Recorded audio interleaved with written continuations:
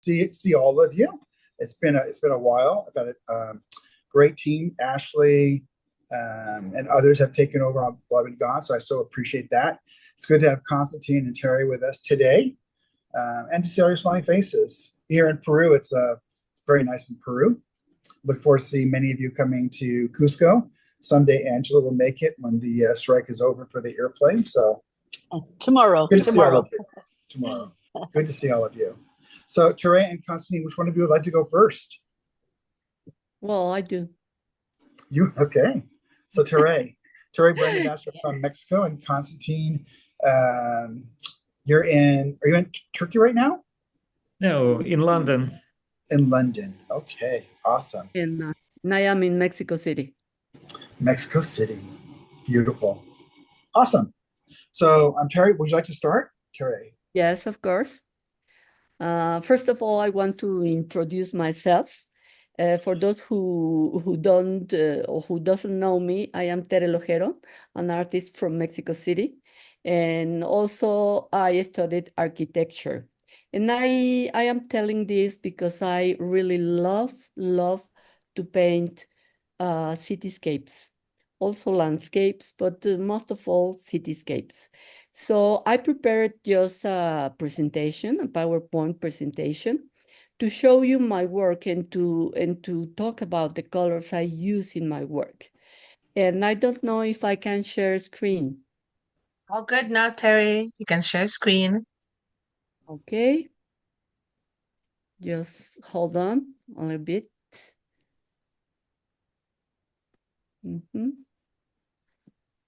I cannot. I don't know why. Let me try again. Let me try again. Okay. Here I am. Yay. Can you see the screen? Yes. Yes, okay. And I'm going to do the whole screen. Okay, can you see it? Yes, absolutely. Okay. I'm going to talk about my Daniel Smith colors. And first, I want to tell you that Tere Lojero is in love with landscapes and cityscapes. With this subject in mind, it's a challenge to work with perspective and with color. And why perspective? Perspective because it's a cityscape. Why color? Because Mexico is a very colorful country and I have the color in my veins. So I use it to express myself. And here are the kind of landscapes and cityscapes that I like to paint. You can see a landscape there with the Popocatépetl volcano in Mexico, and also some other cities in Mexico and different landscapes there. But I have to transform those scenes in something that I want to paint. And to start, I want to say that this is my dot card. It's very simple. It hasn't all the colors I use because we have only the possibility of showing, let's see, 18 colors, I believe. So you can see here in my palette the cadmium yellow, the permanent orange, the pyrrole orange, the I don't see in order, the Mayan red, the opera pink, quinacridone violet, indothrone blue, French ultramarine, cobalt blue, manganese blue hue, tallow blue turquoise. I hope I have said it okay.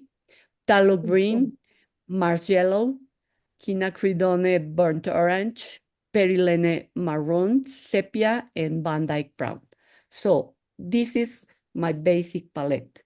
But these are not all the colors I use, and I'm gonna show you in the paintings I prepared. This is my palette. Here you can see the palette in my studio and my tools, my brushes, hacker brushes, and liners and everything. And here you can see some of the mixes I make. And here on this side, you can see my palette when I am traveling, because it's a little bit smaller, but not that smaller. Okay, and here in the last one, you can see the colors that I am experimenting with. And I am referring to the iridescent colors or some how you say iridis, no nacarados, Angela? Perles, how you say? Luminescence? No, Pearlescent. pearlescent, yeah. And I Yeah. am experimenting with these colors because before I only used to work with the traditional colors. And now I want to start with this. I have a lot of color, as you can see here. And because this is my country, as I told you before, and I like to work with perspective, you can see that. And also I like to try with different supports. Here on the left, for me, the house is watercolor paper, but on the right, it is canvas, oil canvas. And I work with it, and I think the result was okay for me because it was the idea of the landscape with a lot of color and with the colors I always use. And then we have here the landscapes. In the landscapes, you will see the colors I use. I don't use only one green. I like to mix them.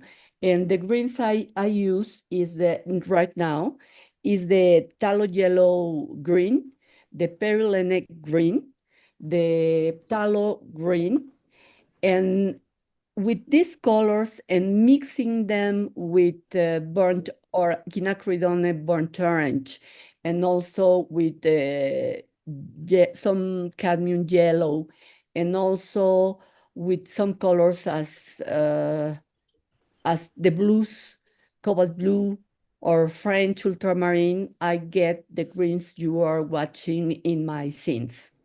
Also, for the blues, I like to use a lot the cobalt blue, French ultramarine, and Indatrone blue, and I mix them. Sometimes I use them pure, but sometimes to the first layer, I add some colors of the different blues I use. Here you can see the French ultramarine with Indatrone blue, and here in all the greenish area, you can see all the colors I mentioned.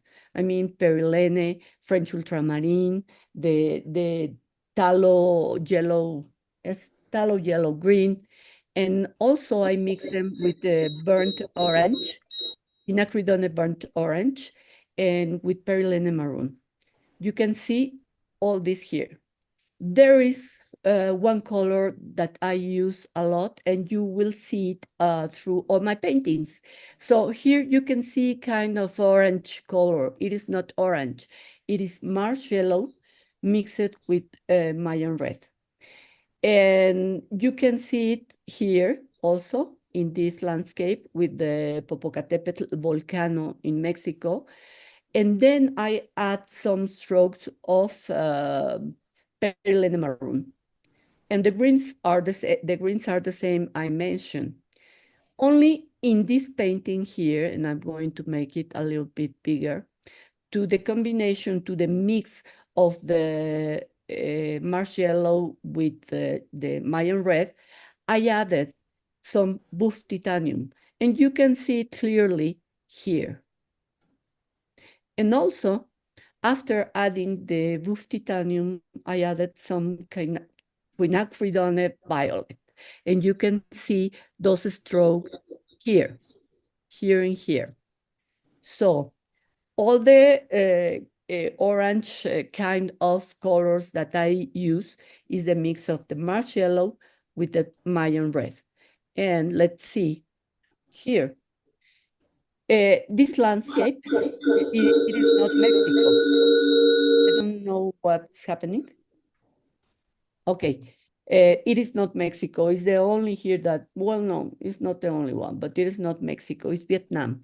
So in this landscape, it was a very cloudy day, and I couldn't see the glowing greens that we see when the sun is upon us.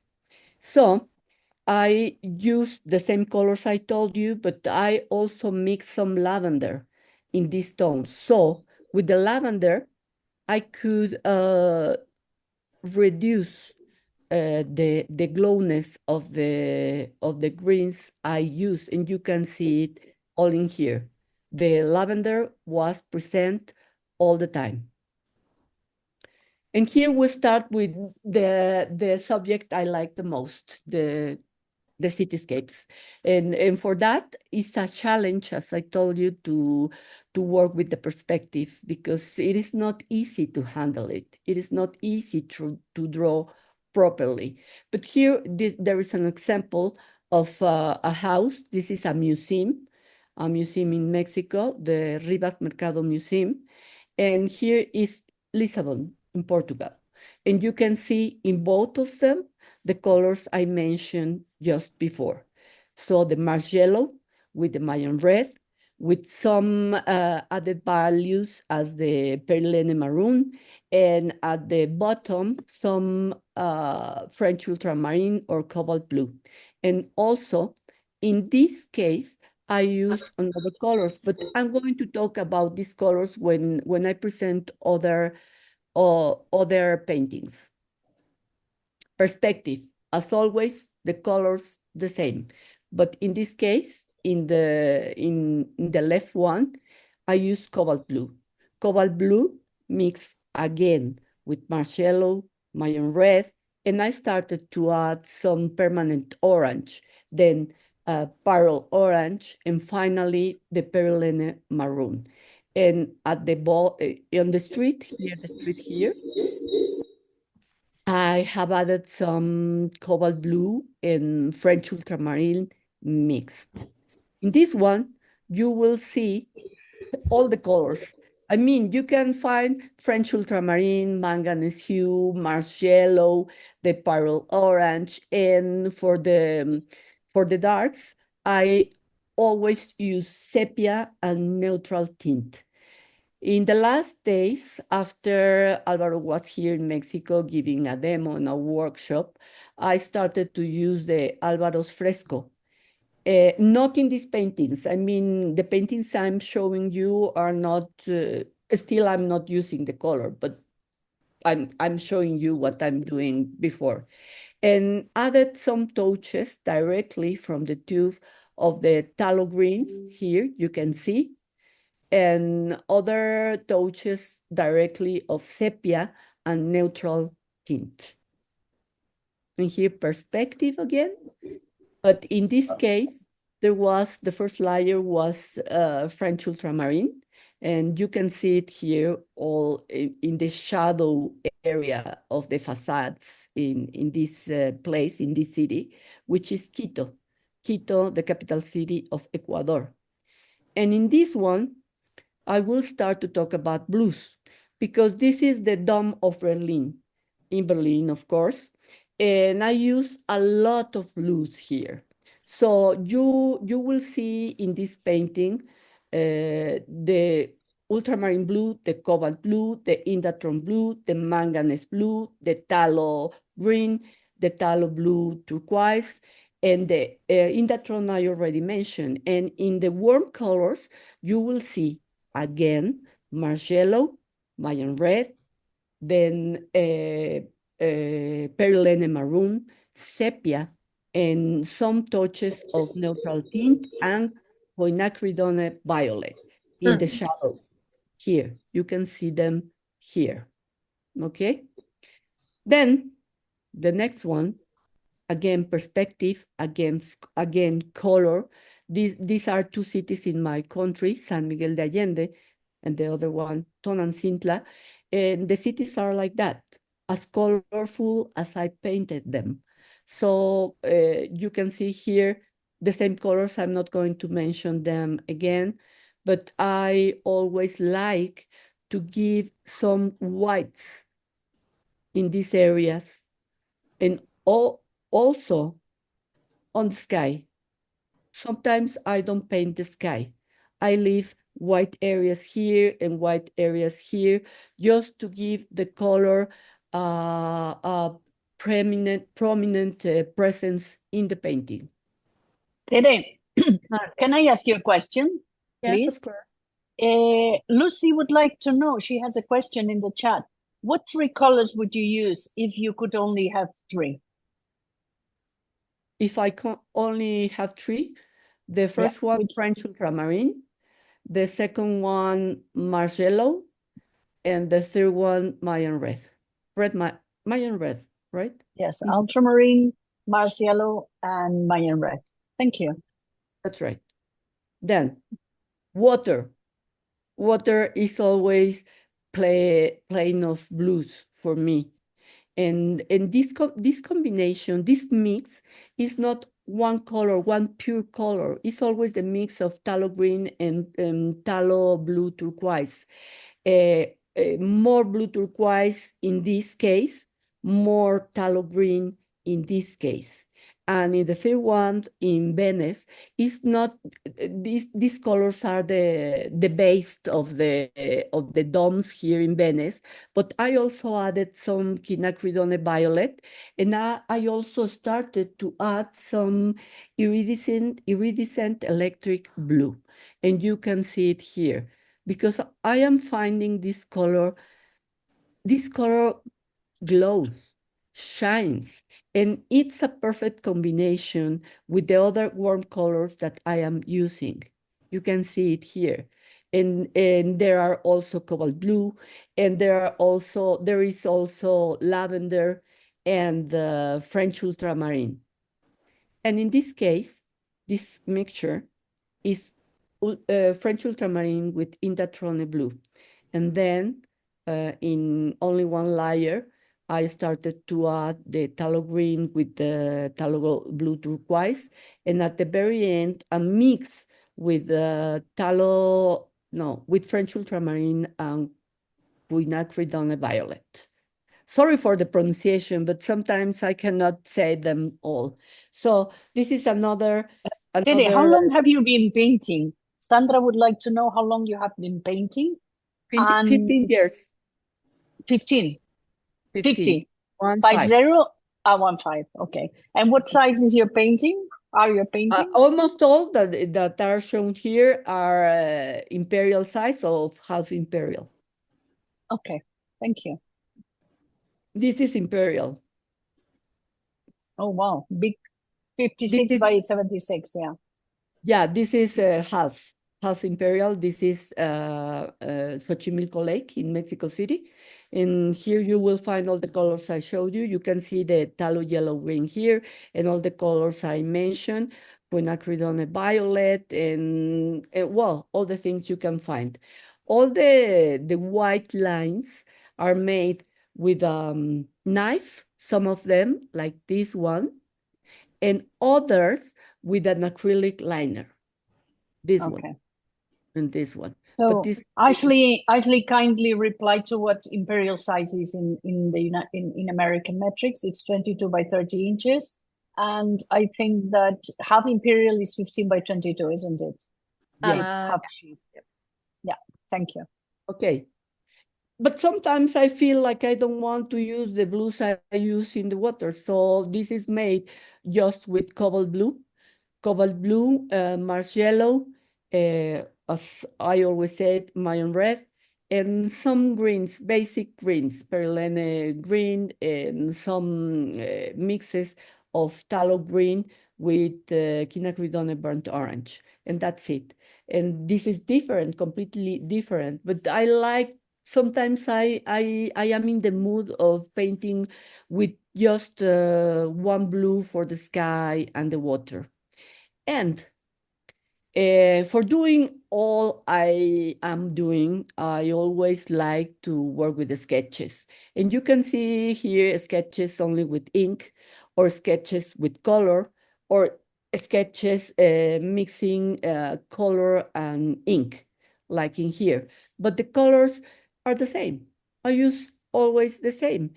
And sometimes I add some walnut ink Daniel Smith, walnut ink.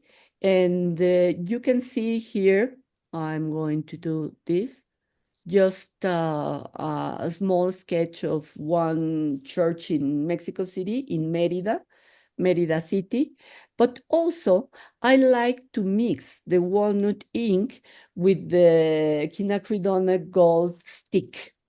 You can see here, I apply the walnut ink with the goose feather, and I apply the stick, the watercolor stick with water, and I like to do these combinations. And talking about this effect is like monochromatic, but I am working here with two elements, the walnut ink and the watercolor. But talking about monochromatic or monochrome, I like to work monochrome a lot. And to work monochrome, I use two basic colors, the quinacridone burnt orange, like in here, and the French ultramarine, like in these two here. The monochrome paintings allow you to see the values in your scene and in your painting. And it's very easy to add values, middle tones, darker tones, or lighter tones when you are working in monochromatic, in monochrome. And that's it. Any questions? I hope Yes, the question is, are these paintings plein air? most of all. I can show you if you want to which are plein air and which are studio, but many of them are plein air. Mhm. Amazing. It's beautiful work. Yeah. Wonderful. And Lucy says, sorry, Ashley said, I would so love to flip through your sketchbooks. You want to see my sketchbooks? Well, maybe I Goodness. have one here. Let me see if it's there. And there's a beautiful painting behind Terry as well. Which Can't help one? notice the falls. The waterfall. That's Oh, beautiful. this is a big format. Because I Looks don't, like Niagara Falls. and I don't have them all here because they are right now in an exhibition in Mexico. I was So- just speaking hypothetically. It's okay. If I could get my hands on your sketchbooks, we would have so much fun. Yeah. Love Yeah. Maybe on some other time I can talk only about the sketches, because this is a very, very interesting subject, and you have to work a lot in plein air, so you need to sketch.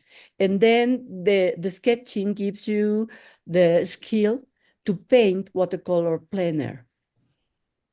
Exactly. Well said. Does anybody have questions for Tere? I like that you do so much with just so minimal amount of colors. The Mars yellow and the Mayan red, and the beauty that comes out of that is just amazing. Yeah. Yes, Tere, Yes. Tere, what is your travel palette? And what do you, of course, you make sure you have your three primary colors that you mentioned that you love. What else do you keep in your travel palette, and what kind of palette is it? It looks very nice, spacious. I'm sure you have your 18 dot cards in there. Yes, but I don't. Let me show you my palette. I'm going to move, but I have different palettes for plein air. So I'm going to show you some of them. Let me find them.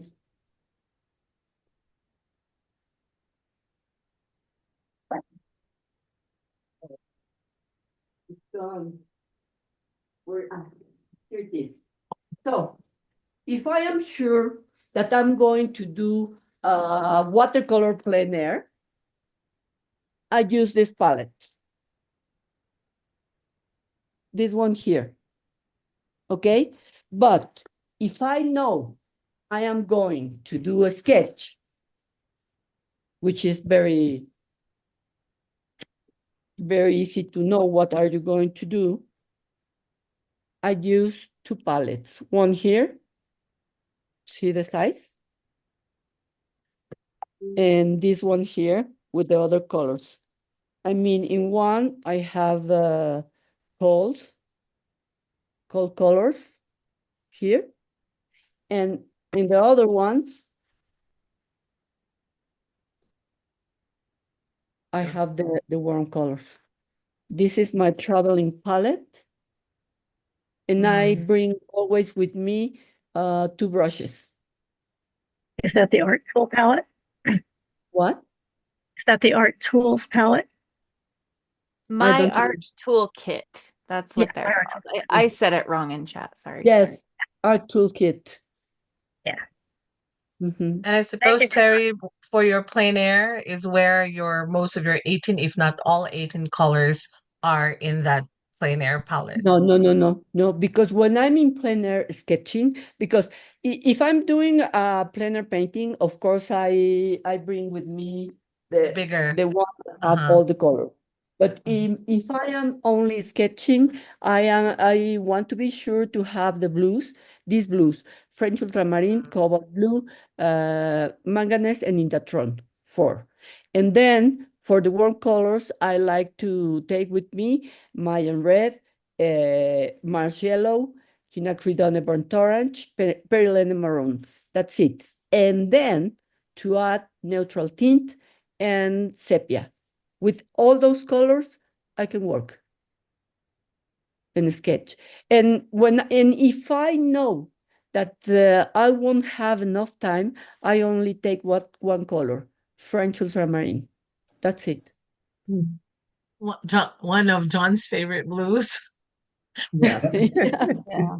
Terry, what size Thank you, do you like Tara. to what size do you like to paint in plein air? In plein air, well, for me, it's easy to paint. Let me show you. This is brand new, but I like to paint this size. It's almost a quarter sheet. Yeah, this is bao hung. But I can paint plein air a quarter, and also I can paint plein air. Let me show you this size. See? And I can also have smaller sizes, but I don't have here one. Because it is very interesting to paint miniaturas, como se dice? Miniatures. Miniatures. Look, like this, to make some postcards. All right, hang tight. I'm coming over to look through your sketchbooks. So stay right there. I'll be there soon. I'm gonna Party at Terry's, right? Can you tell we like you? Awesome. Any other I'm questions? concerned about the time because it's 10 minutes over the time, and Konstantin has to do his presentation. Yes, too. yes. Sorry, Konstantin. I talked too much. Thank you. It was so interesting. Thank you. Thank you. Very interesting presentation, and so many different colors which I don't use. So that was very cute. Constantine, we're going to increase it by 10 minutes, so you don't have to rush. If you want to, use them, you have them. You don't have to rush. So let's start about how I chose my colors. Yeah, you all know that Daniel Smith is a very generous company. So when first I was introduced, I had quite a big amount of colors, and that was really big surprise and also shock for me, because I had the feeling that I don't know how to paint anymore, because I didn't know what to do with all these colors. They have such a variety of colors which I never tried before, and I had an aim to choose 18, and that was quite a challenge. So it took me half a year. I finally found my 18 colors, But still, it keep evolving. So it's not the same 18 colors which I chose that time. Now I have probably some of them are changed. And also, I like experimenting with colors. So it's not always those 18 colors which I have in my palette. The palette actually is 18 colors plus 3 additional ones, which are on the, you can see here.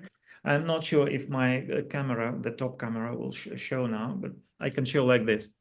So those are my 18 colors, the basic colors. And here, additional 3, which are pastel colors mainly, for a little bit mixing with everything else. And I will show everything. So my palette is like this. Some of them I changed already. So how the yellow light is changed for lemon yellow because it's more light resistant. Pyrrole orange is here, pyrrole scarlet is here, quinacridone rose is here, rose ultramarine of ultramarine, yes. Moonglow is also here. I use it very rarely. French ultramarine, verditer blue, manganese blue, indigo, Payne's gray I changed for neutral tint. Now I'm using neutral tint. Ultramarine turquoise, rich green gold I changed for subgreen, substitute by subgreen. Then also yellow ochre, raw sienna. They are very, very close by the temperature. They are almost the same in a way. So they very often I just mix them together. Then Sedona Genuine, Burnt Umber, and Tiger's Eye Genuine, which I can substitute with raw umber easily. And I also sometimes I have a feeling what I can change, because if you keep using the same colors all the time, the same palette, you start having kind of learned mixtures, and sometimes it somehow you stuck somewhere with these learned mixtures. So I have a smaller palette. If I go somewhere, I have a palette of 12 colors. Yes. Always, is it 12? Yeah. So this one. It's a little bit different. I don't have ochre and I don't have sienna here. So I'm getting them by mixing other colors. So I have lemon yellow, warm red, which is pyrrole scarlet, then a cool red kind of pink, which is quinacridone rose. And then also I have wisteria, which is just additional color in my basic palette. And also here I have lavender.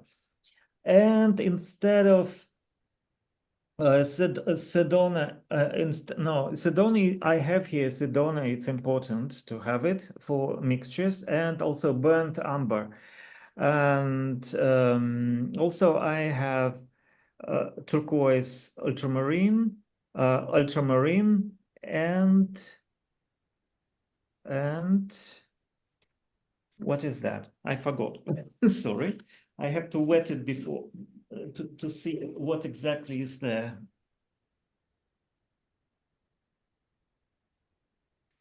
Yeah, rose of ultramarine is there. Yes, and also manganese blue and neutral tint. So I can get all the same colors that I usually do, which I usually mix even with this smaller palette. and sometimes it makes my mixtures a little bit more lively, a little bit more fresh, and also not so kind of learned. And that really helps to boost a little bit your work, boost your creativity, and even discover something for yourself. But it's only one way how you can do it. Lately, I just realized that you don't need so many colors. Or if you have a big choice of colors, you can for some particular work you can choose 3 of them or 4 of them or 2 of them, and that makes a very fresh combination. Sometimes it can create it can make a series, like my sometimes it's you can use all the colors, but just take one dominative color. It can be sometimes indigo, or it can be like burnt umber. For instance, here it's burnt umber and neutral tint. And I have all the blues and ochres and everything there, but there is one dominative color, which is just kind of having all the most of the painting. Or it can be indigo, like for instance here. Also, I don't really limit myself in using other colors. I have here ochre, I have reds, I have blues, and cobalt teal blue. But the main drama is between indigo and just white paper. So the rest is just supportive, and then it makes kind of unity. Here, for instance, also I have just 2 dominative colors, like ochre and burnt umber, maybe together with black, or it can be sepia also. I don't have sepia in my palette, but if you mix ochre and black, it will be sepia anyway, or something close. So there is just a few accents, and the rest is just these two. Konstantin, do you use masking fluid in your painting for some of those fine lines that you leave? A lot. Okay, thank you. You see, especially for that series, it's very important to use masking fluid, because I'm trying to trying to make this illusion of reflection of the city lights in the shops of windows. So that's kind of another layer of visual layer. And those reflections, they are, especially in the night, they are very sharp.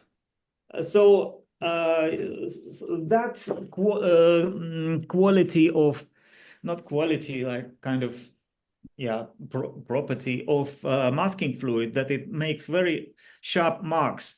Usually it's a problem, but in this case, it's just the expressive means which I need for this aim.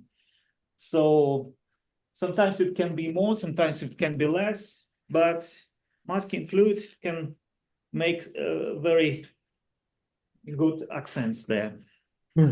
So, and again, there is a kind of limited palette. Here is mainly indigo and a little bit of red and a little bit beautiful cobalt teal blue. I love it. Thank you. And here just different palette, but again, not so many colors. You can see here some shadow violet. It's not on my palette, but I like to use sometimes colors which are not on my palette, just to change the I don't know, the mood, and also yellow. So it's quite strange combination in a way, but somehow it works. It makes this kind of autumn fall feeling. My latest work. Also sometimes it's you need just also one or two colors for seascape.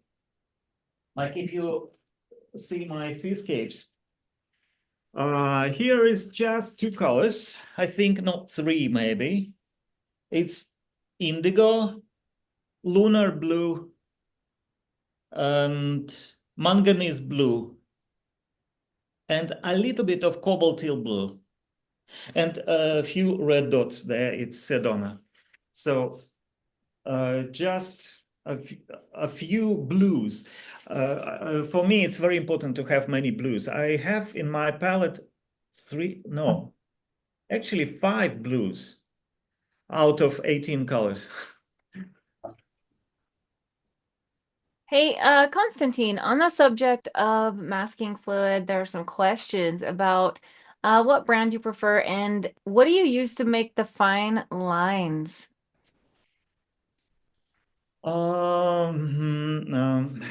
If you see here, I didn't do any lines with masking fluid, but I a little bit splashed with the masking fluid. And most of the whites is just left paper. I didn't mask. I didn't do any mask there, just maybe in some areas. And most of the effects is just kind of how you call it, broken wash. When you do very fast wash with the brush, and you don't cover the whole paper with the paint, but you leave some of it just left unpainted. Also, what can help to achieve this effect is also using wax crayon, but flatly. You just lay it on the paper and do it like kind of Drag it. yeah, flat, like not like this, like not like this, but just flat. So like this, you can somehow enhance the texture of the paper. Konstantin, do you use a rough paper for your waterscapes and a smooth paper for your city windows? Never smooth paper. I never use hot pressed. It can be cold pressed or rough. Okay, thank you. Or also, I like very much handmade paper because it's also gives you maybe sometimes it's more challenging, but it gives you a lot of possibilities. Konstantin, Yeah. I knew I seen your work somewhere. You were in the magazine, Watercolor, Art of Watercolor. Well, you can see the latest magazine. Yeah. You saw this one. Yeah. Yeah, that's the one. Beautiful. Yeah, so this is my latest series. And this is, again, just 2 colors, actually 3 colors. And you can see the texture. It's granulating colors. 2 of them are granulating. I used the black one is always something that I have at the moment because sometimes I have lunar black. Now I don't have it. So I use instead bloodstone or hematite. They also kind of black and they give a very nice texture. And also Sedona also is granulating. It also gives a very nice texture. So both of them create all these beautiful textures for big areas. But to obtain darker darks, it's very difficult with those granulating colors. So for those areas, I use just neutral tint. Well, you can see also some other works. Also I behind me, just this latest series. And you can see here also the texture in the background. You can see how it nicely it goes with this. Yeah, and this is something what the paint does. So you just can enjoy the work of water and the pigment there.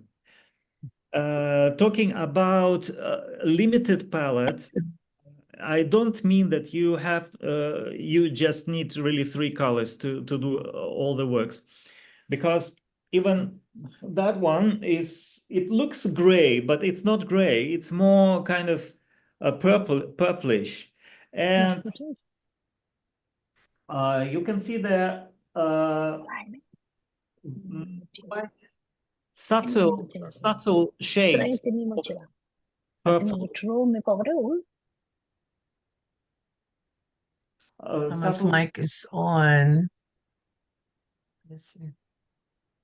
You may proceed, Konstantin. You Yeah, may good now. proceed. Good. All right. Okay. So the mixture of warm color, like warm base, like Sedona or not Sedona, like sienna, raw sienna, and or maybe ochre, with dominating shadow violet gives a very interesting effect, which I got there. So that basic color, which is just you add a little bit to the water, so you just actually wet with this color, gives this warm temperature which just goes through the mixture. And shadow violet also changes when you apply it on a warmer surface, on a warmer basis. So then you can get very interesting effects. You will get all these pinks and a little bit blues. So the purples will be very subtle and rich in a way. Konstantin, are you saying that you do a whole wash in a warm wash and then let it dry, and then you apply your shadow colors as your foreground? Actually, there was a masking fluid also, and the rest was painted in one go. Right.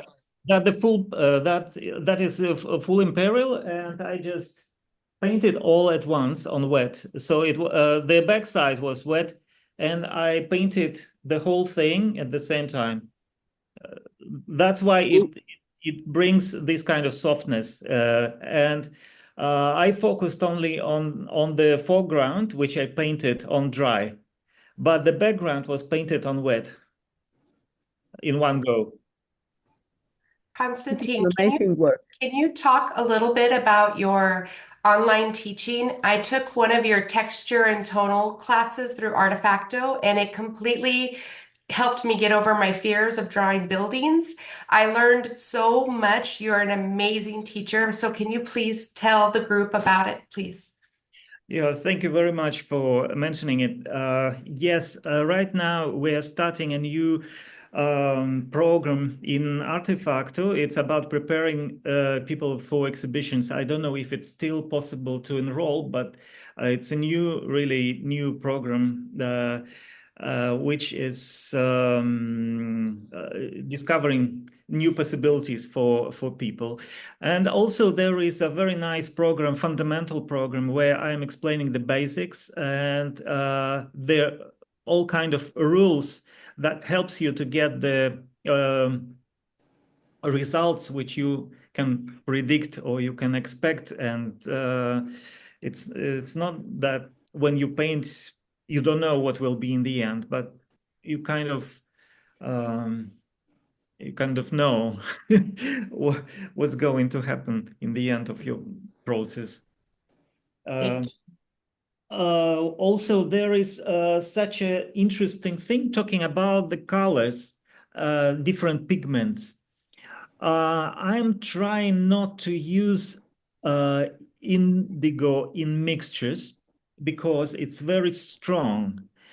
And when you mix, the result color could be a little bit muddy, but when you use it as it is, just as the dominating colors, it could work much better. So, for instance, here I use just pure indigo, and for this kind of leather jacket, it's a perfect solution, I find. Beautiful. So all the other things you could mix colors as you like, as you used to do, like tone of skin or I don't know the background. But if there is some dominative element there, it can be painted just with pure indigo. At the same time, when I paint grays and blacks with animals, I prefer to mix colors. So I don't use just black or indigo or something like this. I mix those blacks or those grays. They all quite complex. And of course, this this palette that I have helps me to do all kind of things. Also, sometimes it's not necessarily to do this kind of limitations. Then it can be all kind of blues and greens and purples for instance, for winter landscape. It can be very colorful, actually. So you can see blues and also ochres, and even the sky is a little bit greenish, and all kind of warm and pink in the background. Or for instance, for the cityscape, you can use also many mixtures which look gray, but they are combined with different shades of different colors, warm and cool, and those grays become kind of life. Konstantin, what's your favorite subject to paint and why? People always gives you a lot of inspiration because they all different and they have different emotions, different gests, and you can also kind of think about this psychology and also somehow put some emotions in what you're painting there. Or, of course, cats. Cats I like very much. You make him smile. And your shop windows, they're mannequins, so they have very little facial expressions. Well, all right, but the shop windows, they are perfect still lifes. It can be still life. It can be taken as figurative. So as you like. It can be also taken as a seascape or a cityscape because there is a reflection in the windows, something what behind you. So that's really complex because you see something in front of you and you see also something what is behind you. And you can see even yourself there. So it could be also a self-portrait. So that's very creative. Really interesting subject. Awesome. Super subjects. I love your shop windows. Yeah, me too. Yes. Thank you, Konstantin. Anybody have questions for Konstantin? Amazing work, Konstantin. Yes, amazing. Beautiful. Do you paint from real life or photographs, Konstantin? I do both. Of course, it's much more interesting to paint portraits with the live model, but it's not always available. And also the last, my latest series, for instance, it requires a certain maybe group of people or some situation or some scenery integrated with the cityscape. So certainly I'm hunting for the objects all around with my phone. Yeah. I remember I attended in Fabriano when you were doing a workshop of portrait painting. Remember that? Live portrait painting. Oh, yeah. Yeah. Thank you very much, Konstantin. Thank you, Terry. Thank you, both of you. Thank you so much. And Thank thank you for you. spending your Thank art you and both. your Very colors. nice. Thank Beautiful. you. Wonderful. Very unique. Very unique. So different, Thank you know? you, So Constantine. different. Very different. Yes, yes. Thank you. Thank you, Awesome. Tere. Thank you, guys. Tere. Thank you. Thank Bye-bye. you, Very Konstantin. Constantine, very Tomorrow. different. Bye. Tomorrow Bye. it's gonna be lovely. Tomorrow. Yeah. Bye. Happy See you Halloween. tomorrow.